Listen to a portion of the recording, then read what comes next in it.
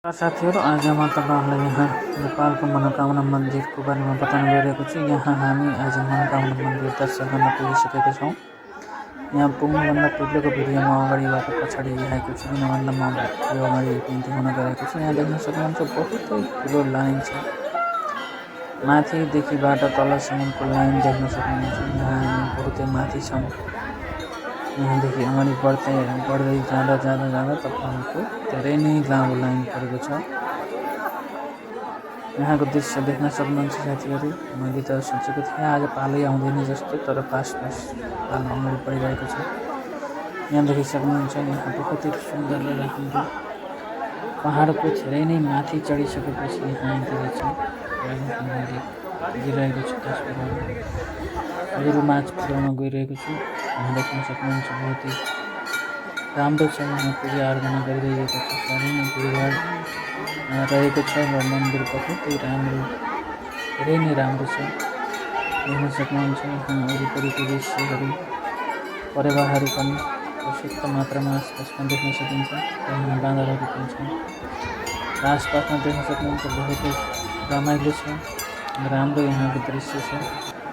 यहाँ बाट अगाडि देख्न सक्नुहुन्छ हामी पूजा गर्ने तयारीमा छौँ र लाइनमा लागिरहेको बेलामा केही तस्बिरहरू खिचेर हजुरमाझ प्रस्तुत गर्न गइरहेको छु। यहाँ देख्न सक्नुहुन्छ भिडियो पसन्द आएमा लाइक कमेन्ट गर्नलाई यहाँ तल देख्न सक्नुहुन्छ। यहाँ बाहिर अगरबत्ती बाल्ने पूजा आराधना गर्नेहरू यहाँ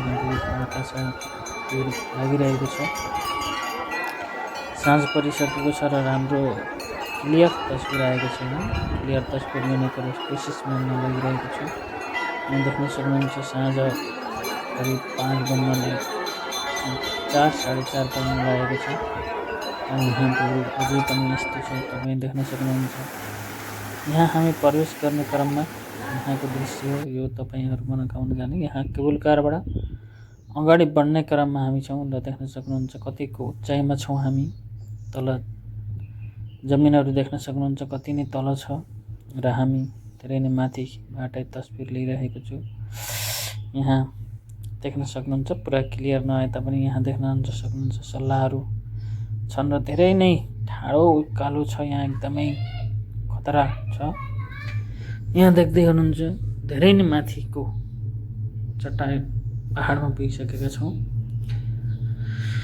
र यहाँ देख्न सक्नुहुन्छ कति नै राम्रो छ र धेरै नै रमाइलो छ। अब हामी केही माथि पुगिसकेका छौँ र पुग्ने क्रममा छौँ, मनोकामना पुग्ने क्रममा छौँ र यहाँ अब लास्ट स्टेप हामी 2वटा पहाड पार गरिसकेका छौँ र तेस्रो पटकमा हामी वहाँ पुगिसकेका छौँ। यहाँ देख्न सक्नुहुन्छ अब हामी प्रवेश गरिसकेका छौँ साथीहरू।